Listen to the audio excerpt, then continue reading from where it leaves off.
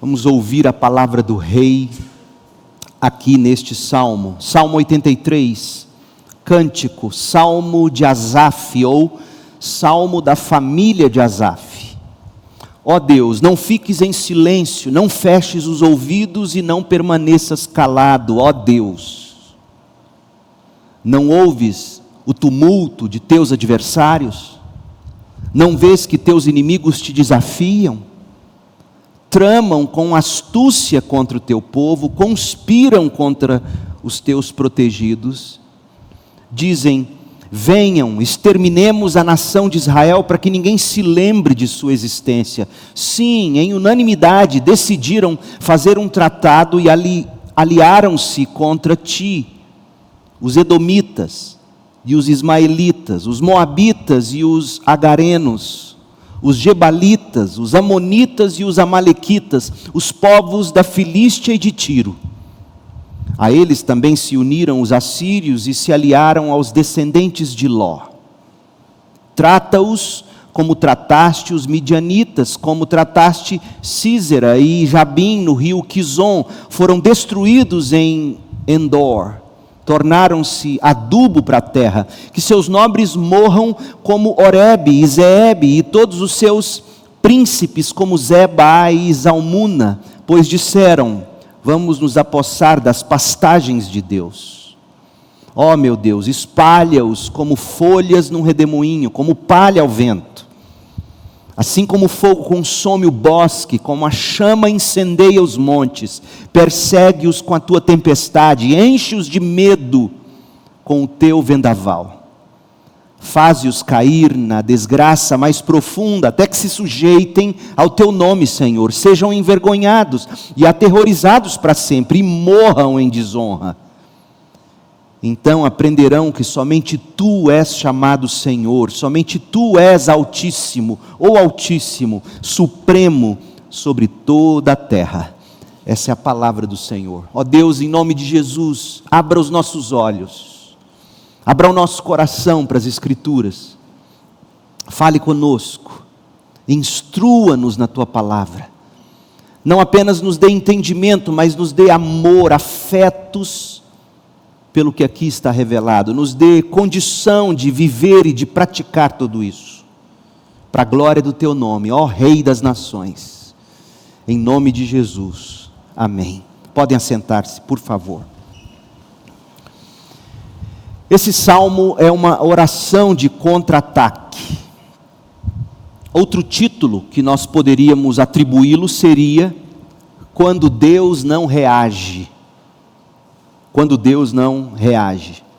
Afinal de contas, note comigo aqui um breve resumo do Salmo. Do verso 1 ao 2, a gente encontra o salmista consternado.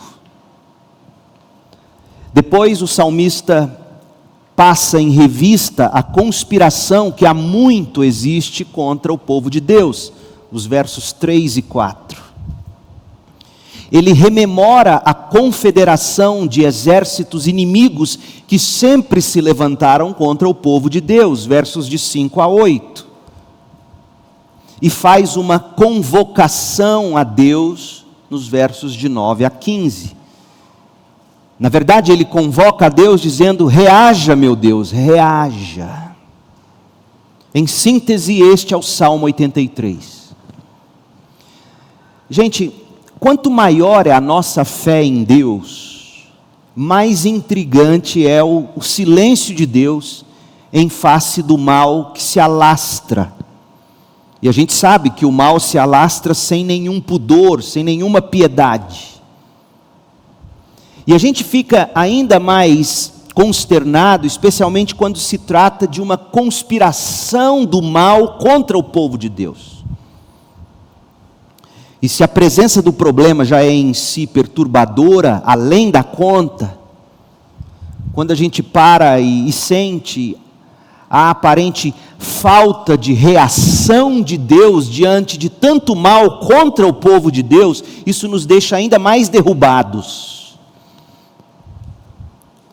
A sensação de conspiração e a própria perseguição já nos abatem, mas nos abate ainda mais sentirmos-nos como se Deus estivesse alheio, sem reação. Não é verdade? É assim que vira e mexe a gente se sente. Se esse é o seu caso, e eu temo que seja o caso de todos nós, esse salmo é para você e para mim, que vira e mexe, nos achamos cercados de problemas, inimigos da fé, e nós nos sentimos como se Deus não reagisse. Então esse salmo vai nos ensinar a oração de contra-ataque quando Deus não reage.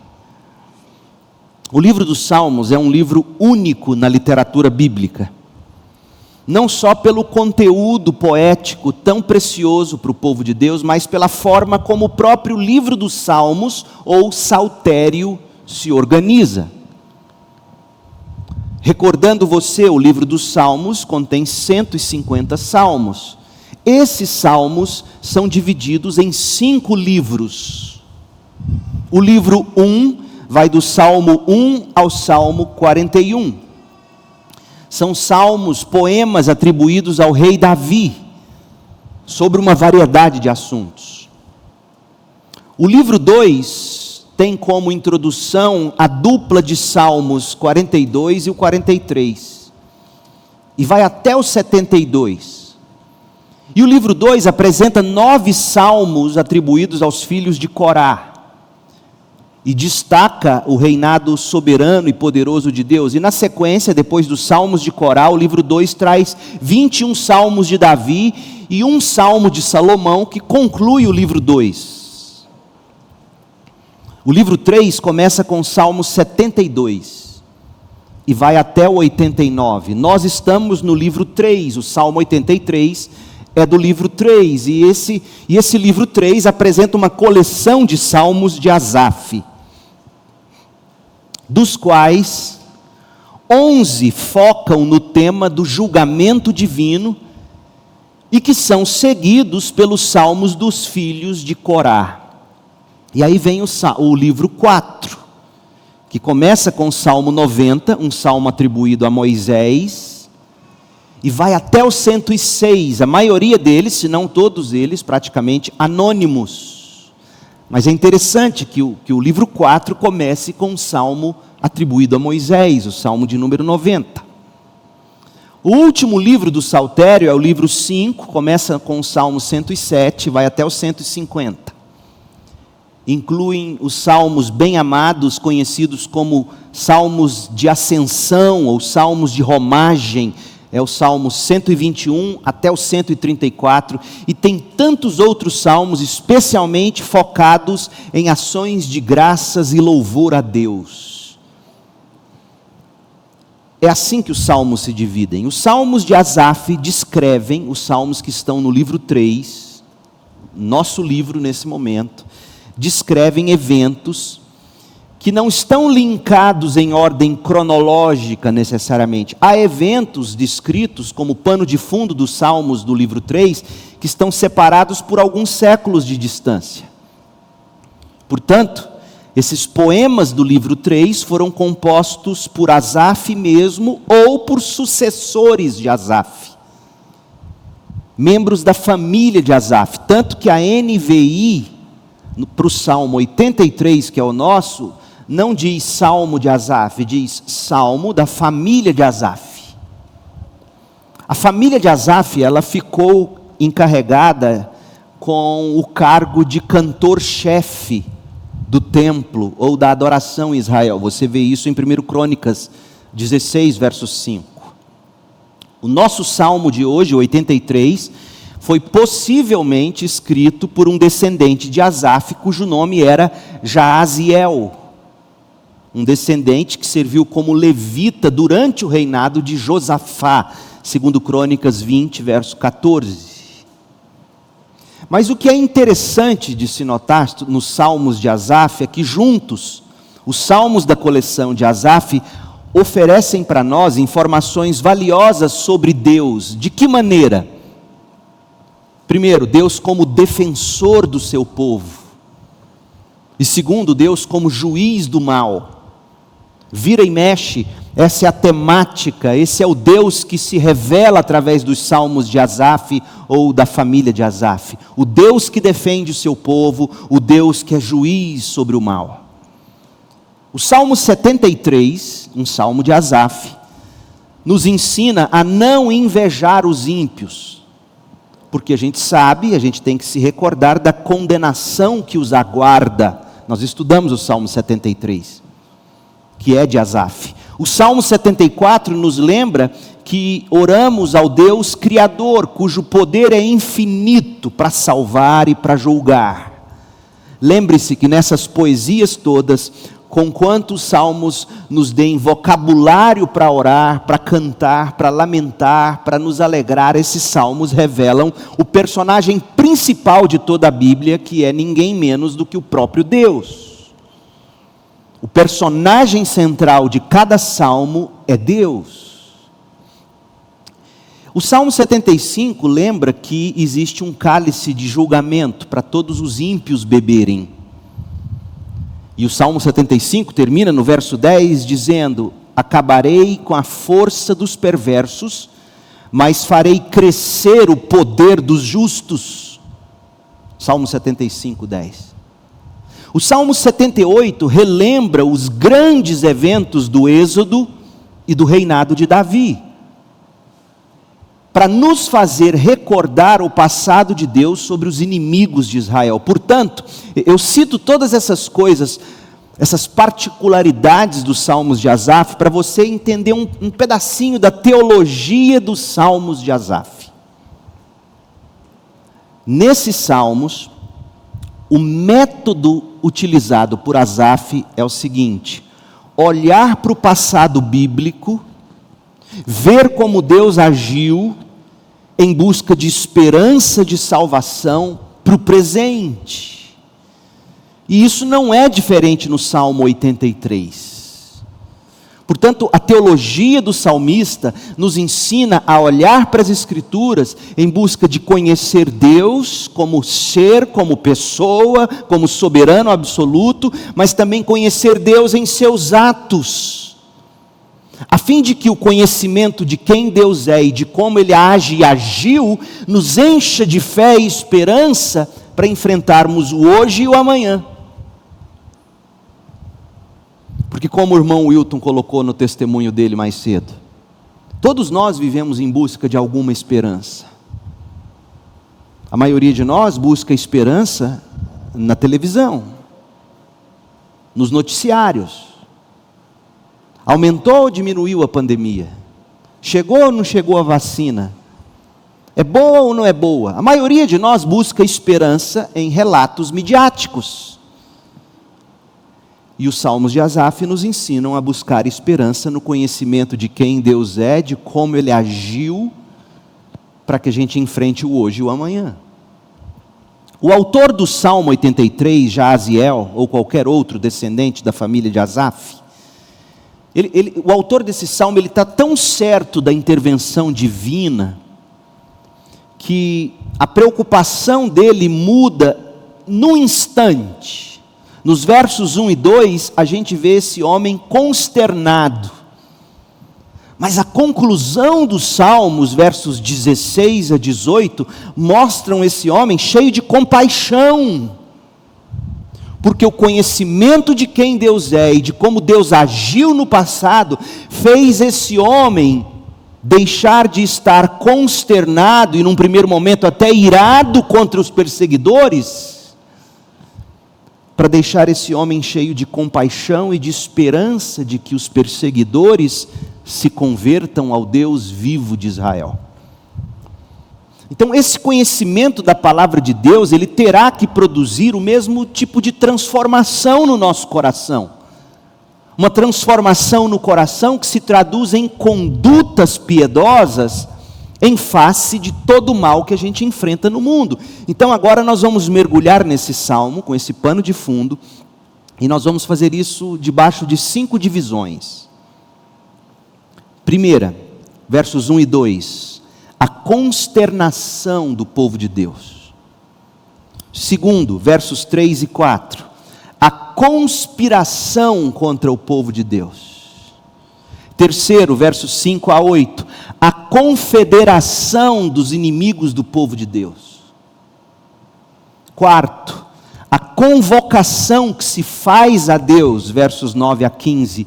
E por último, a compaixão do povo de Deus, versos 16 a 18. Então eu quero que você observe como o coração do salmista se revela nesse salmo. Ele começa consternado diante de uma conspiração que se confedera contra eles, ele convoca Deus e ele termina expressando sua compaixão.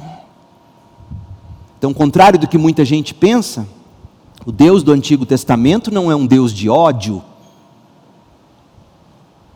não é um Deus de sangue pelo prazer de ver sangue, porque o próprio Antigo Testamento vai dizer que Deus não tem prazer, que Deus, ele tem prazer em exercer sua misericórdia, e Paulo vai dizer que Deus não tem prazer que o ímpio morra. Então o que nós temos aqui nesse salmo, na verdade, é algo extremamente parecido com o ensino do Novo Testamento, até porque o Novo e o Antigo são o mesmo livro. É um Deus que aplica sim a justiça, e ninguém gostaria de ter um Deus menos do que justo. É um Deus que aplica justiça, mas conquanto ele seja um Deus de justiça e aplica justiça, ele não é um Deus que ensina o seu povo a ter ódio dos que conspiram contra ele. É isso que o Salmo ensina. E nesta manhã eu espero em Deus que o povo de Deus que me ouve aprenda e entenda isso. A justiça de Deus é para nos fazer no final de tudo sentir compaixão e não ódio pelos conspiradores confederados contra Deus e seu povo.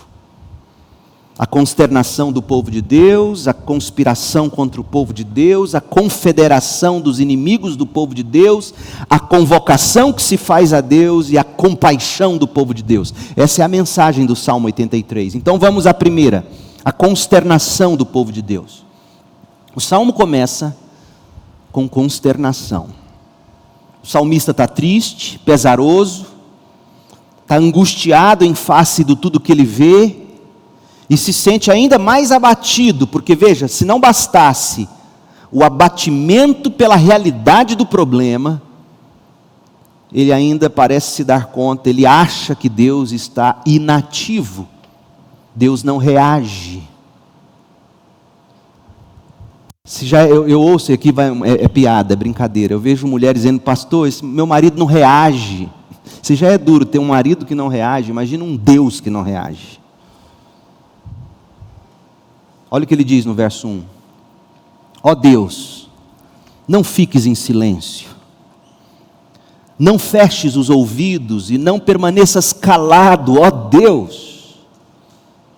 Não ouves o tumulto de teus adversários? Não vês que teus inimigos te desafiam?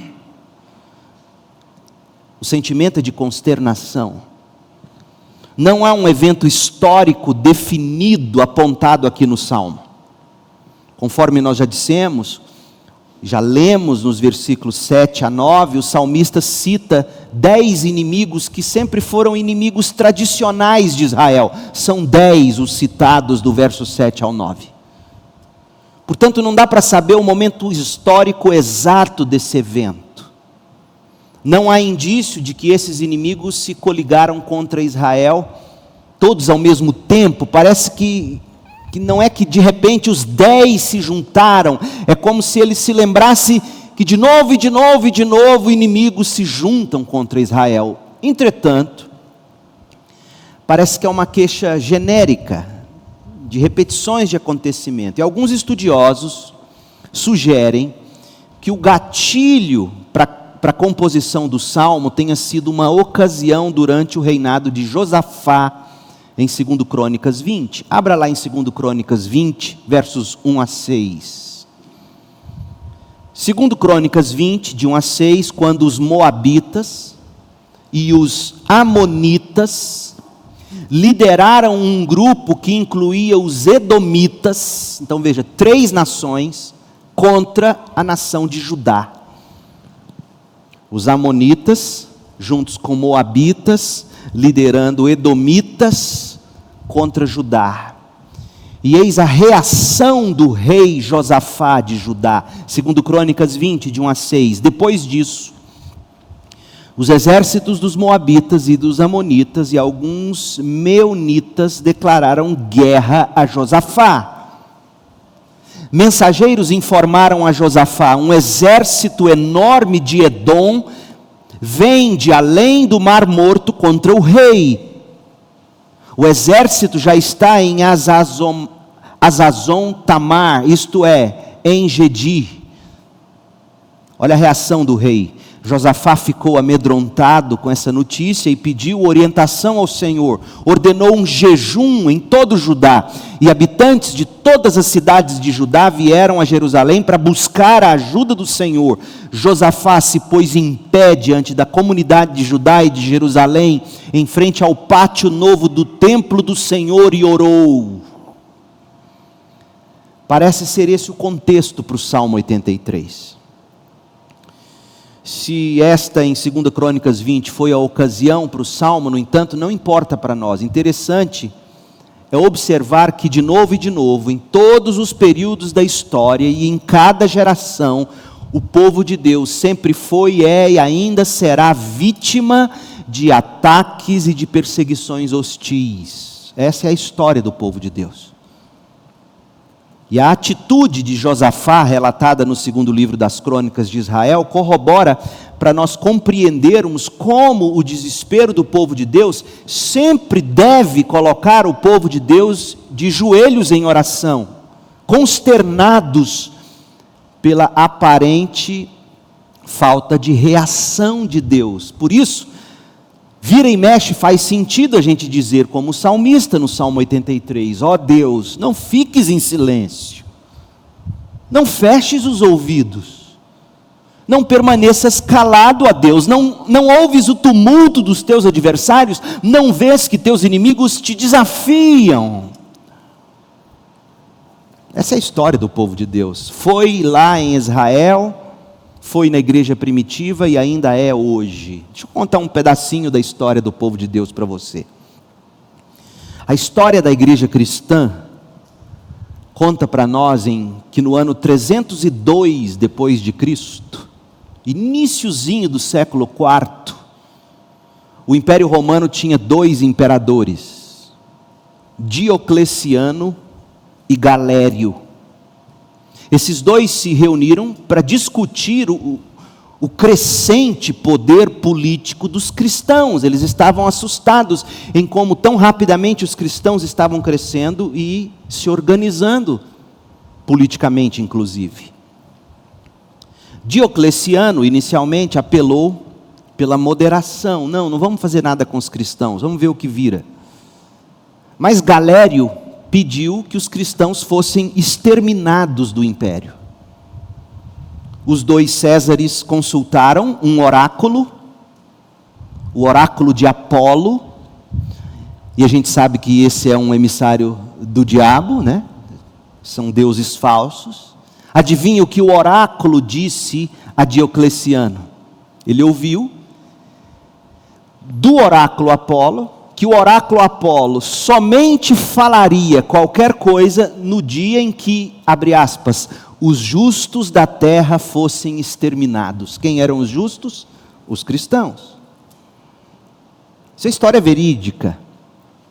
Com base nisso, os planos foram traçados. E sem qualquer aviso prévio, a ordem foi dada em 23 de fevereiro do ano 303, dia da festa de um dos deuses pagãos romanos. E qual era o mandado? O mandado era para que se queimasse a igreja recém-construída, a igreja cristã na cidade de Nicomédia. Hoje a cidade se chama Izmir, na Turquia. No dia seguinte, Diocleciano colocou mais lenha na fogueira e emitiu uma ordem exigindo a queima, não só da igreja lá da Nicomédia, mas de todas as igrejas no império e de todas as escrituras sagradas dos cristãos. Queimariam as igrejas, queimariam as Bíblias e removeriam dos cargos públicos todo e qualquer crente professo.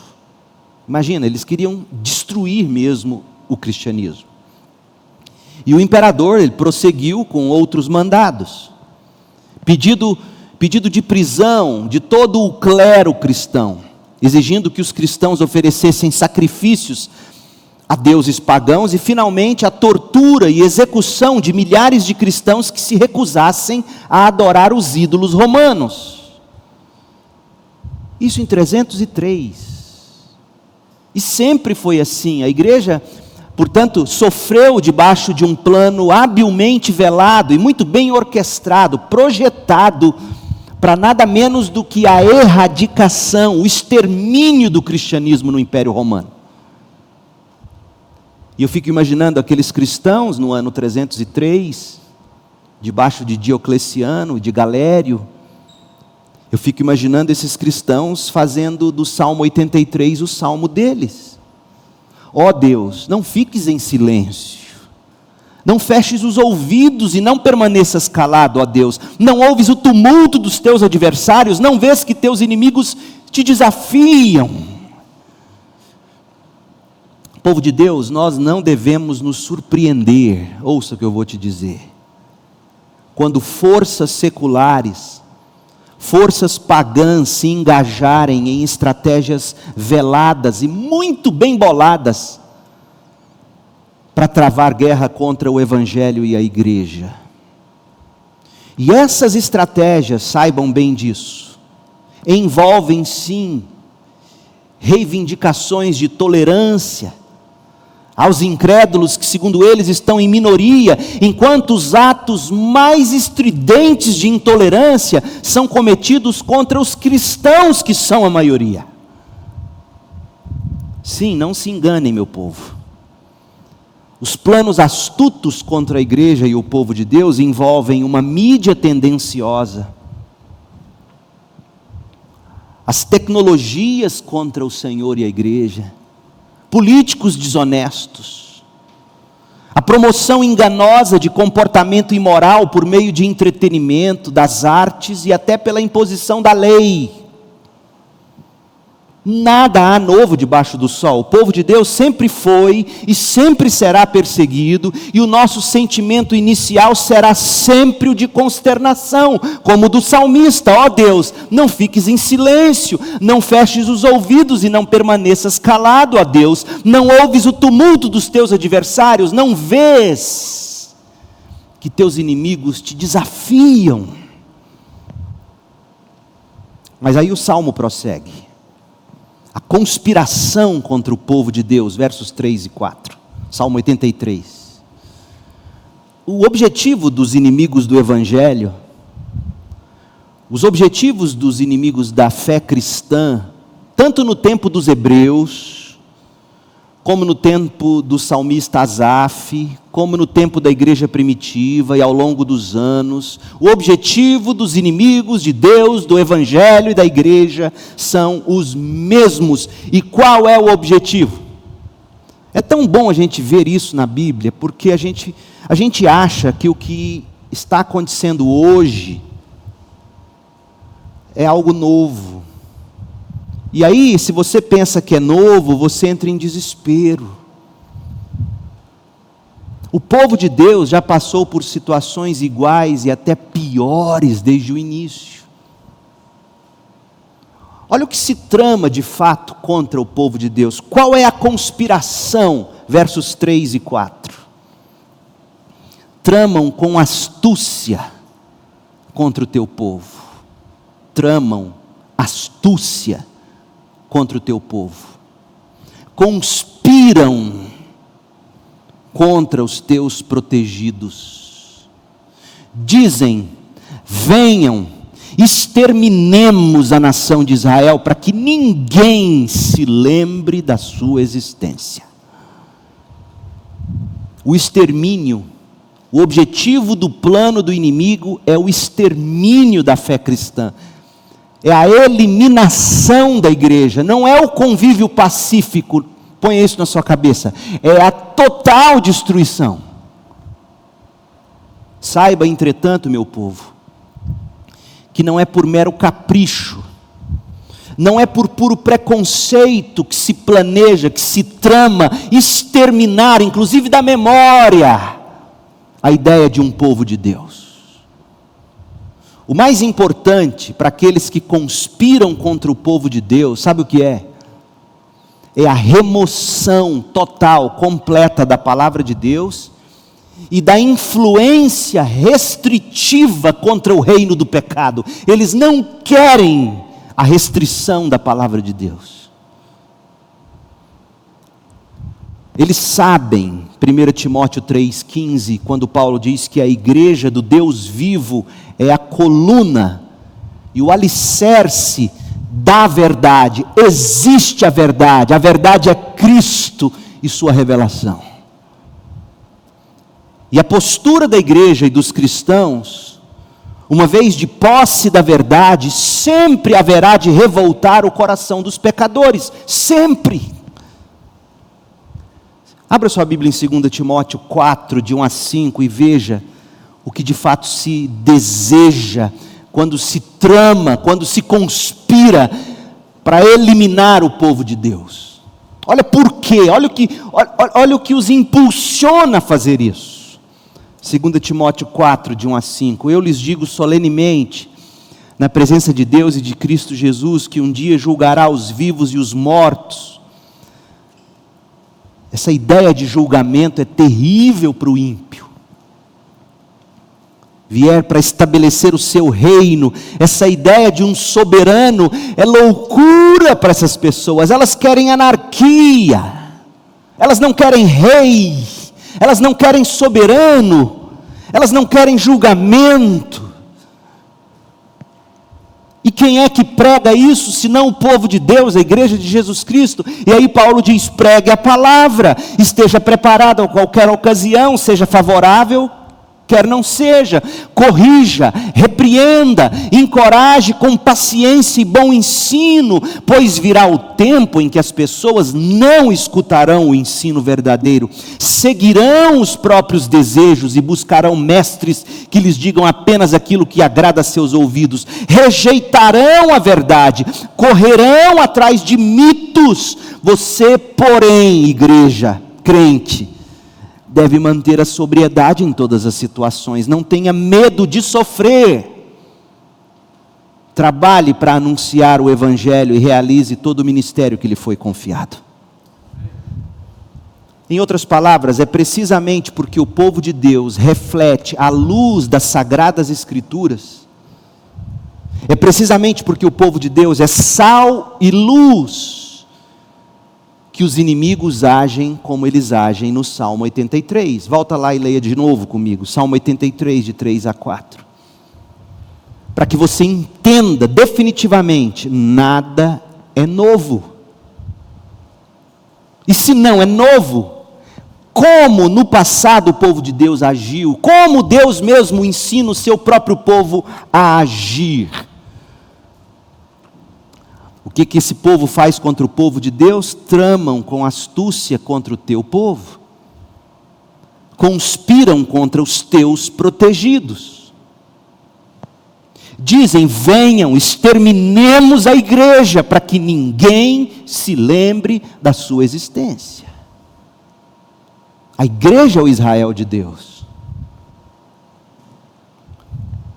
O mal contra a igreja, ele nunca anda sozinho. E aí nós vamos ao terceiro ponto do Salmo, a confederação dos inimigos de Deus. Esses que conspiram, eles fazem essa conspiração em confederação. Conspira em confederação contra o povo de Deus. Ou seja, o que é uma confederação, gente? São associações na forma de estados soberanos para agir contra o corpo de Cristo, que é a igreja. Uma confederação são estados soberanos que se unem. E é isso que a gente vê acontecer. Não é exagero, minhas palavras foram cuidadosamente escolhidas. Não é exagero quando se diz que há confederações contra o povo de Deus. E olha o que diz o verso 5 do Salmo 83. Sim, em unanimidade decidiram, ou seja, houve até assembleia para tomar-se decisões. O Salmo 2 fala disso, que as nações conspiram contra o ungido de Deus, o Cristo. Mas a postura de Deus é tremenda no Salmo 2, ele olha lá do céu e dá risadas. Salmo 83, 5, sim, em unanimidade decidiram, fizeram um tratado, aliaram-se, veja, acima de qualquer coisa, aliaram-se não contra a igreja ou o povo de Deus, aliaram-se contra o próprio Deus. Aliar-se contra a igreja, aliar-se contra o povo de Deus, é aliar-se contra Deus. E em contrapartida, contra aqueles que são protegidos pelo próprio Deus, como disse os versos anteriores. Sim, em unanimidade decidiram, fizeram um tratado, aliaram-se contra ti. Quem? E aí cita 10 inimigos clássicos de Israel daquele tempo. Os edomitas, os ismaelitas, os moabitas, os agarenos, os gebalitas, os amonitas, os amalequitas, os povos da Filístia e de Tiro. E a esses também se uniram os assírios e se aliaram aos descendentes de Ló. É muito interessante esse trecho. A lista começa com os edomitas. Quem eram os edomitas? Os descendentes de Esaú, irmão de Jacó. Assim como os amalequitas, junto com os ismaelitas. É tudo parente de Israel. É isso que você tem que entender. Com a exceção dos filisteus e a cidade de Tiro, coloca isso na sua cabeça, todos aqui é gente do sangue de Israel. Isso é muito importante. Gente que vivia brigada, mas era gente da mesma raiz. Edomitas, amalequitas, ismaelitas, gebalitas, moabitas, amonitas, todos unidos pelo sangue, mas inimigos. Além deles, os filisteus e os de Tiro. Então, duas coisas eu quero destacar desse trecho. Primeiro, a união deles pelo ódio. Essa confederação contra Israel, gente, ela é bastante reveladora. Demonstra, em primeiro lugar, o seguinte: a oposição a Deus e ao povo de Deus é capaz sempre de unir inimigos bastante improváveis. Quem conhece a história dos povos antigos, conhece a história de Israel especialmente, sabe que nenhum desses se uniriam se não fosse por uma causa comum no ódio. De outra forma, eles não teriam interesse mútuo, até porque brigavam entre si pelas mesmas terras. Essas tribos que se uniram contra Israel jamais teriam se unido se não fosse pelo ódio comum ao povo de Deus. E eu vou fazer a devida aplicação.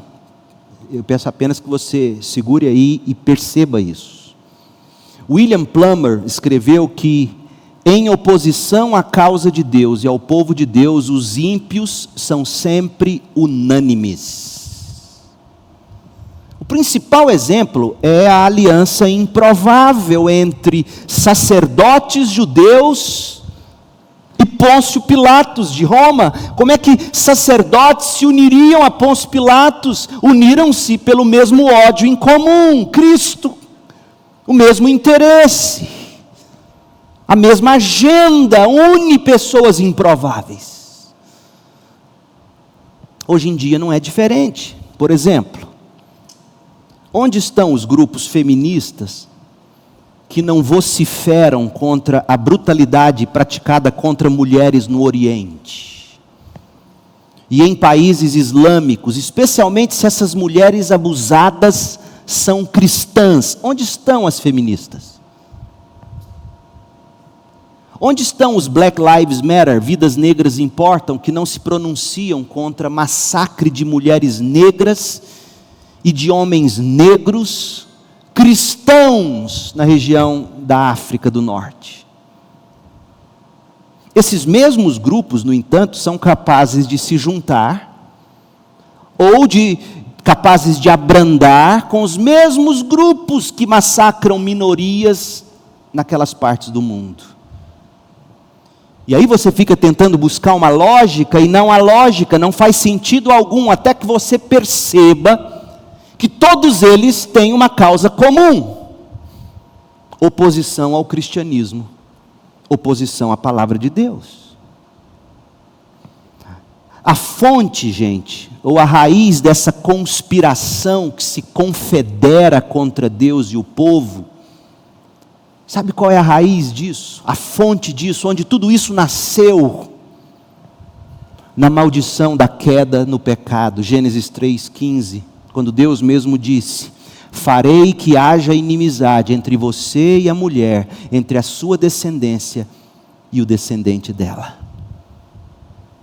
Como resultado, todos os grupos e povos descrentes, sob o domínio do diabo, compartilham do mesmo ódio pela igreja, que é a descendência piedosa unida ao Filho Salvador Jesus Cristo. Essa história de inimizade mostra que, embora a salvação não passe pela linhagem de sangue, o ódio a Deus passa, corre nas veias do pecador. Gente do mesmo sangue, que de outro modo não se uniriam, se unem contra o inimigo comum, Deus e o seu povo. Então, quando você vê grupos e agendas tão diferentes, contra isso aqui, ou abrindo mão daquilo ali, ou fazendo vistas grossas àquilo outro, e você fica tentando encontrar coerência, deixa eu te dizer, não há.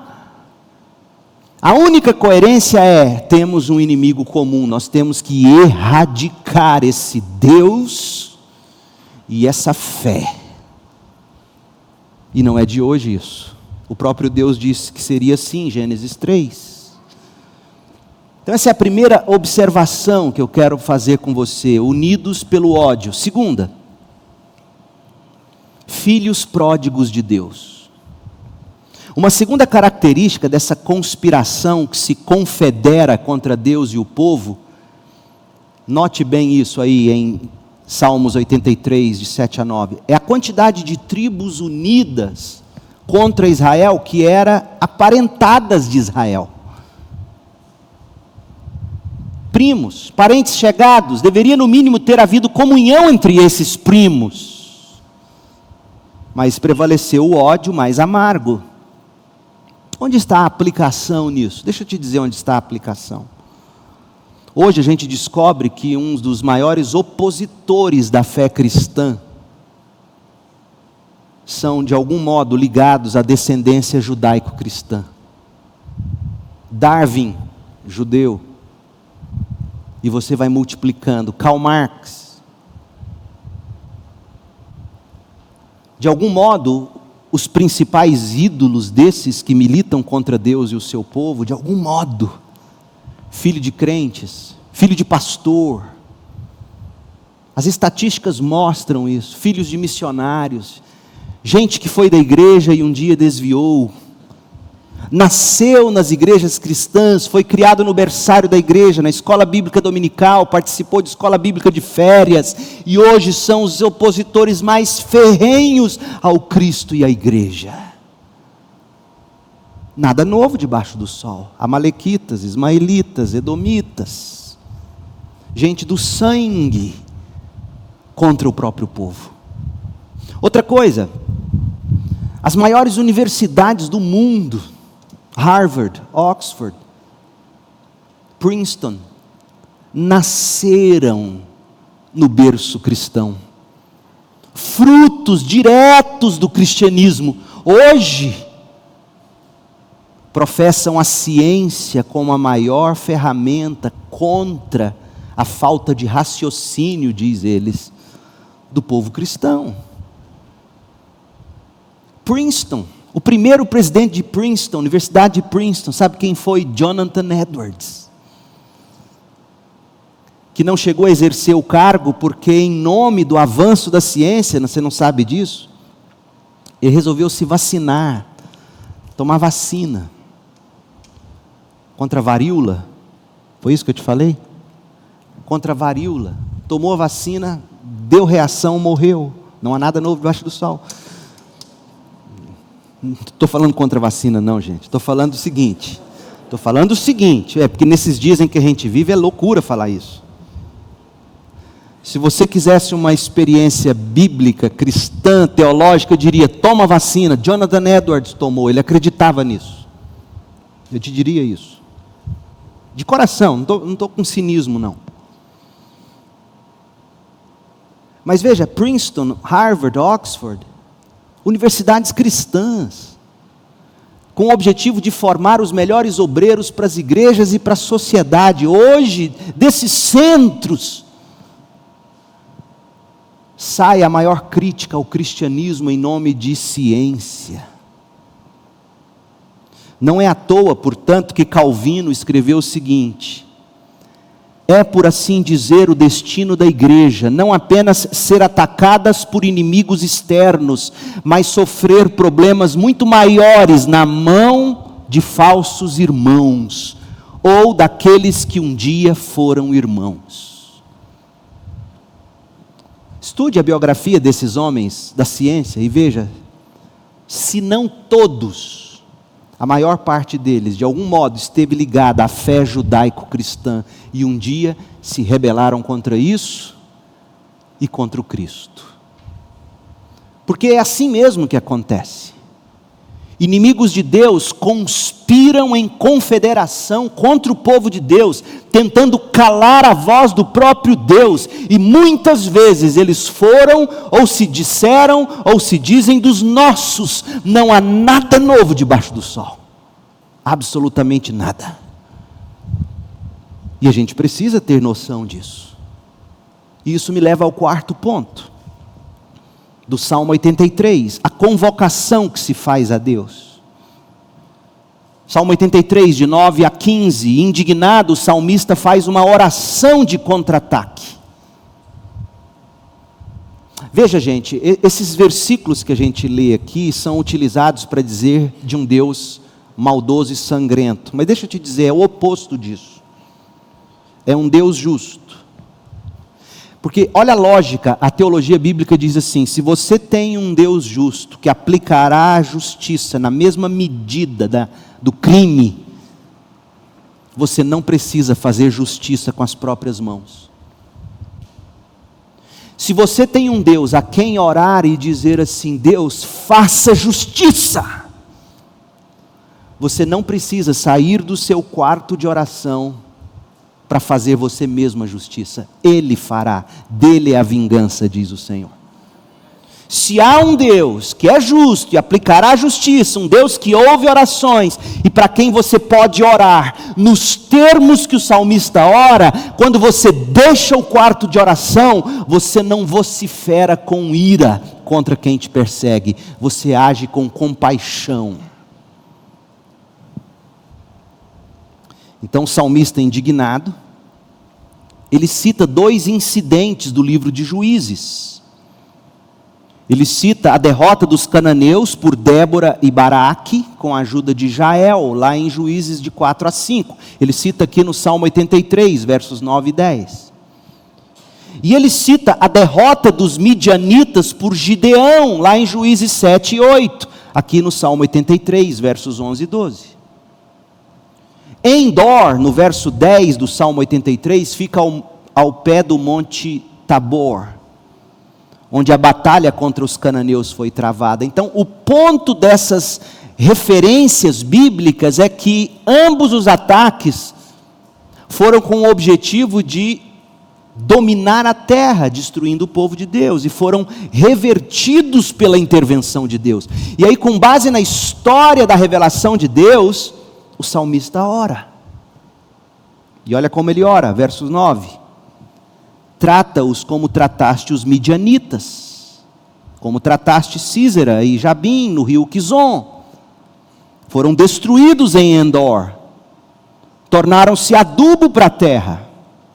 Que seus nomes morram como Oreb e Zeeb. Afinal, eles não queriam exterminar o nome de Deus. Veja, o salmista está pedindo uma justiça na mesma proporção do crime.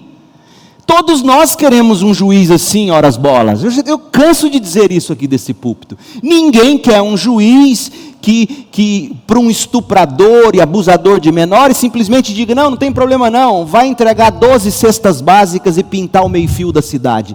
Quem quer um juiz assim? Você quer um juiz que aplique a medida, a dose, igual ao horror do crime. E o que esse povo que conspirava em confederação contra Deus queria? Que se exterminasse o nome do povo de Deus e do próprio Deus.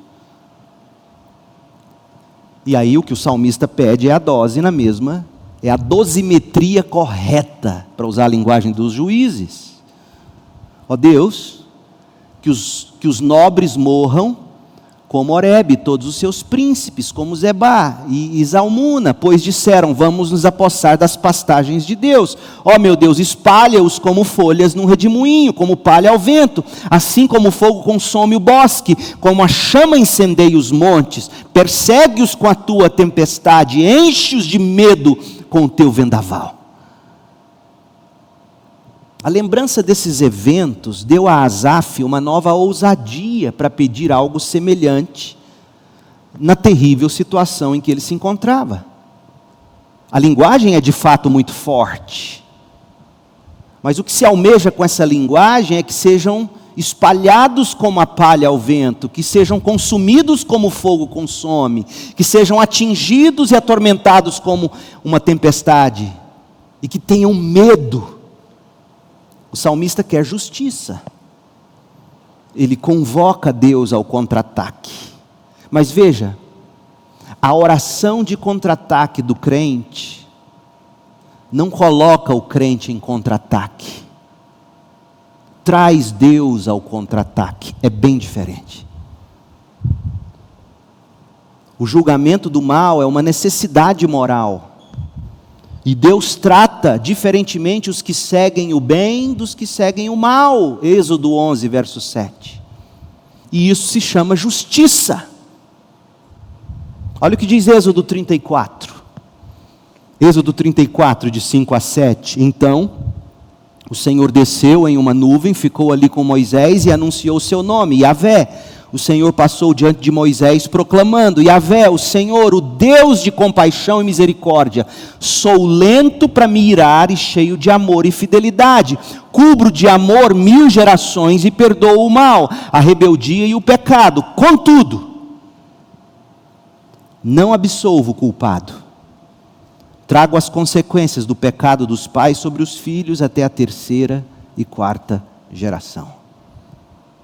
Que ninguém pense que Deus é apático. Que ninguém pense que Deus é um apatetado e que não vê nada nem julga. O próprio Evangelho de Cristo é palavra de julgamento.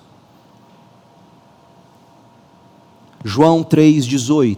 Não há condenação alguma para quem crê em Jesus. Mas quem não crê em Jesus já está condenado por não crer no Filho único de Deus. O Evangelho é palavra de salvação, mas é também de condenação. João 12,46, eu vim como luz para brilhar neste mundo, a fim de que todo aquele que crê em mim não permaneça na escuridão. Não julgarei aqueles que me ouvem. Por quê? Porque eles já estão julgados. Não julgarei aqueles que me ouvem, mas não me obedecem. Pois vim para salvar o mundo e não para julgar. Por quê? Como é que você julga o que já está julgado? Mas todos que me rejeitam e desprezam minha mensagem, serão julgados no dia do julgamento pela verdade que eu tenho falado.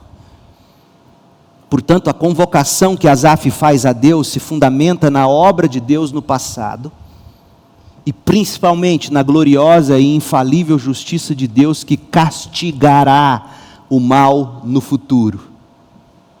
E aqueles que estão em Cristo não serão castigados, porque o castigo deles já caiu sobre o Filho Jesus Cristo na cruz.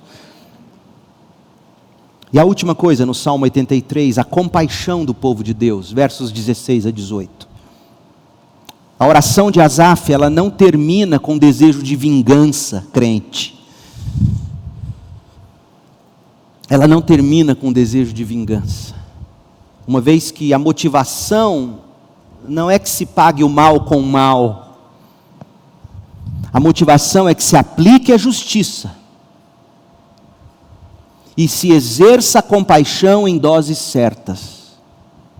Como em outras passagens imprecatórias, ou seja, salmos imprecatórios, que são o quê? São passagens ou salmos que expressam desejo de castigo, de juízo, de justiça.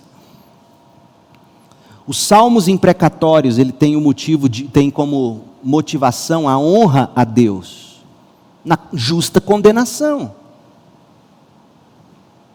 Então essas confederações que conspiravam contra o povo de Deus estavam de fato desafiando a Deus e se opondo ao que era mais caro para Deus, o louvor de sua gloriosa graça na salvação de Israel, para ser bênção para as nações. Salmo 83, de 3 a 4, tramam com astúcia contra o teu povo, conspiram contra os teus protegidos, venham, exterminemos a nação de Israel. Agora ouça, exterminar a nação de Israel era exterminar o quê? Vamos pensar biblicamente. Quando Deus chamou Abraão em Gênesis 12, Deus disse: Abraão, eu vou abençoar você e a sua descendência, eu vou abençoar o Israel que nascerá de você, para que esse Israel, meu povo, sejam bênção para as nações. Então, quando em essência o mundo diz aqui no Salmo 83, 4, venham, exterminemos a nação de Israel para que ninguém se lembre de sua existência, de fato eles estão dizendo: não queremos a bênção da salvação. Eles estão cuspindo na gloriosa graça de Deus.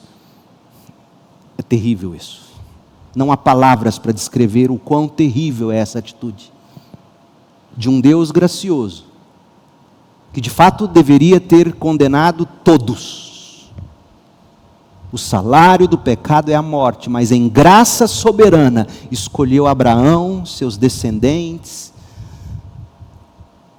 do qual veio Jesus, morreu na cruz pelo pecador. Então, quando o mundo quer calar Deus, o mundo quer calar a gloriosa graça de Deus. O mundo quer que a igreja não cumpra Atos 1:8, que quando recebe o Espírito, se torna testemunha dessa graça salvadora. E quem tem consciência desse fato, entende que o nosso papel nessa briga, nessa luta, não é pagar o mal com o mal, é entender que de fato eles estão conspirando contra a graça de Deus, e não cabe aos homens e mulheres da graça agirem com desgraça. Nós temos que revelar ao nosso mundo ao redor essa graça de Deus, porque dele é a vingança para aqueles que vão se recusar até o fim. As estratégias do nosso contra-ataque aos conspiradores confederados contra a igreja não são traçadas por generais 4 estrelas. A nossa estratégia é traçada de joelhos em oração. A nossa arma, segundo os Coríntios 10, é levar todo pensamento cativo pelo Evangelho a Deus. Por isso que os nossos inimigos sabem que se eles nos calarem, eles tiraram de nós a nossa maior arma. Porque o que vai dizer Apocalipse sobre os mártires que venceram, eles vencem por duas armas: o testemunho e a palavra. Testemunho no mundo em que a gente vive, você olha para esse povo que se diz crente, que testemunho há? E não é à toa que agora o que os confederados conspiradores fazem é calar a palavra do Evangelho, porque eles sabem mais do que nós qual é a nossa maior arma: é a palavra de Deus. Então cabe à igreja entender isso, e entender que ela não revida na mesma moeda, ela não usa o mesmo linguajar para combater quem a combate. ela não xinga na mesma proporção, ela não se desabafa com ira do mesmo jeito. Ela vai como uma ovelha calada para o matadouro, porque foi assim que o nosso Salvador enfrentou a cruz. E o Salmo está dizendo isso. Em última instância, olha o que o salmista quer. Salmo 83, 16. Olha o que ele quer. Faze-os cair na desgraça, na vergonha mais profunda. Para quê? Até que se sujeitem ao teu nome. É isso que se quer. Até que busquem o teu nome, Senhor. Até que se convertam ao teu nome. Até que se rendam ao teu nome. Meu povo, se é isso que se quer, não é com a imposição da nossa espada que nós vamos fazer discípulos, mas é com a pregação do nosso Evangelho. O que se quer é que se sujeitem, que busquem ao Senhor, o nome do Senhor, porque não há nenhum outro nome pelo qual sejamos salvos, mas o nome de Cristo Jesus. O objetivo é esse, o objetivo não é vingança, o objetivo não é pagar o mal com o mal, o objetivo é que Deus haja com justiça, e enquanto ainda houver tempo, que se sujeitem ao nome. Sejam envergonhados e aterrorizados para sempre, e morram em desonra. Então, aprenderão que somente Tu és chamado Senhor. O objetivo é que aprendam de Deus. O temor do Senhor é o princípio da sabedoria. Então aprenderão que somente Tu és chamado Senhor, somente Tu és o Altíssimo, Supremo sobre toda a terra. O que se quer para o pecador? A rendição dele a Deus, a aplicação da devida justiça e a glória do nome de Deus na salvação do que se arrepende e na condenação do que se recusa a submeter a Deus. Veja, é muito diferente do que a gente tem visto a Igreja de Cristo hoje militar ao nosso redor, não é mesmo? Isso aqui, em primeiro lugar, deveria fazer a gente medir nossas palavras ao postarmos qualquer coisa contra quem quer que seja. Diante de Deus a gente leva a petição, a gente é honesto. Deus, como o salmista não tinha como ser mais honesto. A honestidade do salmista chega a nos chocar. Destrua, queime, arrase. Mas quando a gente sai desse quarto de oração, o que a gente quer é que se sujeitem ao nome, é que aprendam do nosso Deus.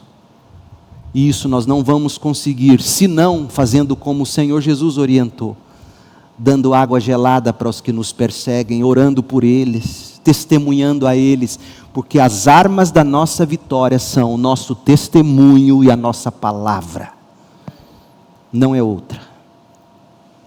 Então, duas coisas que se aprende nesse salmo. Em primeiro lugar, ore com fé e ore com esperança, como o salmista faz. A gente não pode vencer esse povo e não devemos contra-atacar com as mesmas armas que eles usam, igreja, porque no final é o Senhor quem vai triunfar.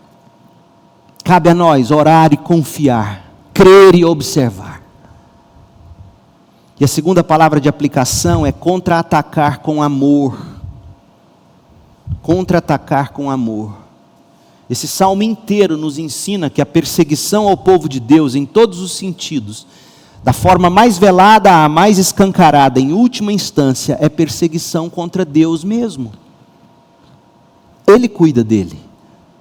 O Senhor e o seu povo são como esposo e esposa, de modo que atacar a noiva de Cristo é atacar o próprio Cristo. Calvino disse assim: não é pouca coisa que nos dá confiança de que aqueles que são nossos inimigos também são inimigos de Deus.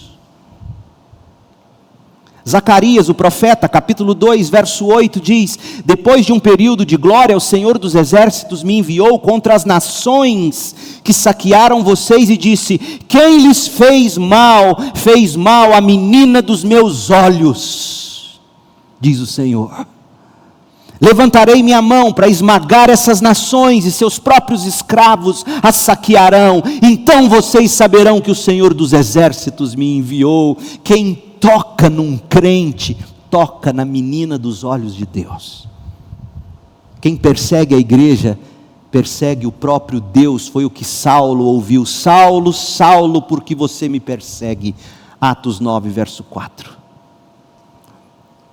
Nós temos que reagir em amor, porque a vingança é do Senhor. Você se lembra do Galério, daquele imperador romano, sobre o qual nós falamos no início?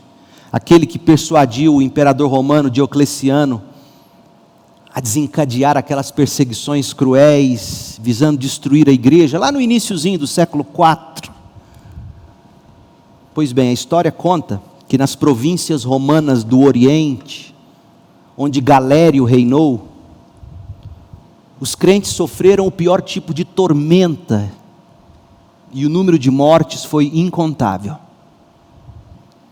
Mas aqueles crentes demonstraram a Galério uma resolução de fé que ele nunca tinha imaginado ou pensado que um dia testemunharia.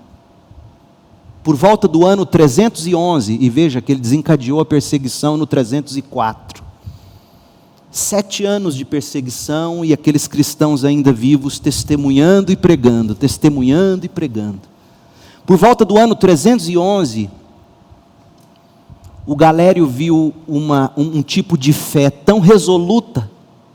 Sabe o que ele decidiu fazer? Ele falou: eu não vou mais perseguir, não adianta. Parece que quanto mais persegue, mais esse povo cresce. E aí ele admitiu o fracasso dele contra aquele povo que ele mesmo chamou de povo invencível, a igreja. E embora, gente, até onde se saiba, nunca tivesse se arrependido do pecado, o Galério nunca tivesse crido para a salvação, ele adoeceu. Adoeceu de um tal modo que ele viu que ele ia morrer. Sabe o que ele fez? Ele mandou chamar um grupo de cristãos que tinha escapado da perseguição.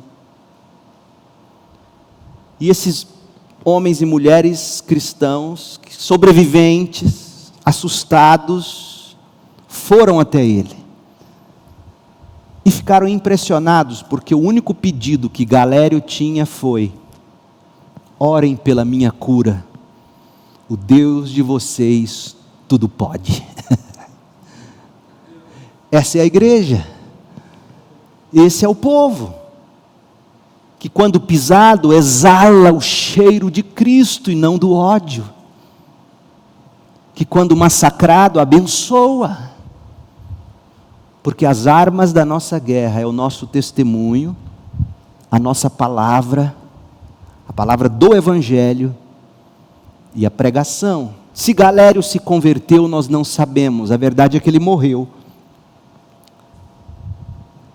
E de um modo ou de outro, ele aprendeu o que o salmista pediu no Salmo 83, 18. Então aprenderão que somente Tu és chamado Senhor, somente Tu és o Altíssimo, Supremo sobre toda a terra. Galério discerniu corretamente. As portas do inferno não prevalecerão contra a igreja. Tentem o que tentar, o nosso general é Cristo. Com efeito, Jesus assegurou o favor de Deus para a igreja e a ajuda salvadora de Deus para a igreja. E assegurou também que julgará os que nos perseguem. E assim Jesus o fez pela vida perfeita que Ele viveu no nosso lugar. Então, quando você e eu sentimos que Deus está sem reação, não é verdade. O único que de fato experimentou a falta da reação de Deus foi o Filho eterno de Deus, quando na cruz disse: Deus, por que me desamparaste?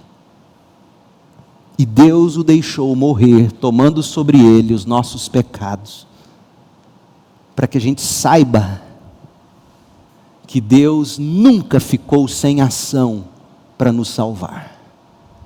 Coloque isso na sua cabeça, e o dia que você entender isso, você vai conseguir perdoar. Você vai conseguir amar quem te persegue. Você vai conseguir pregar com compaixão.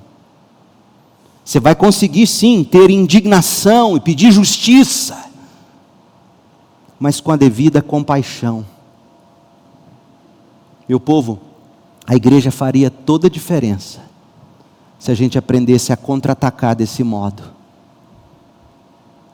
Nós vamos terminar o culto cantando um cântico, um hino que é muito especial, Vencendo Vem Jesus. E eu quero que você guarde no seu coração essas duas coisas. Ore, leve a Deus o seu sofrimento.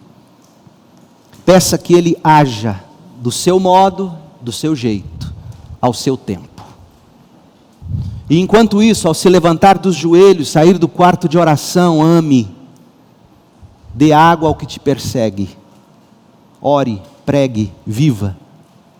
Um dia, mais cedo ou mais tarde, os galérios que te perseguem reconhecerão seu Deus. Glorificarão ou não o nome dele é outra história, mas saberão que só Jesus Cristo é o Senhor.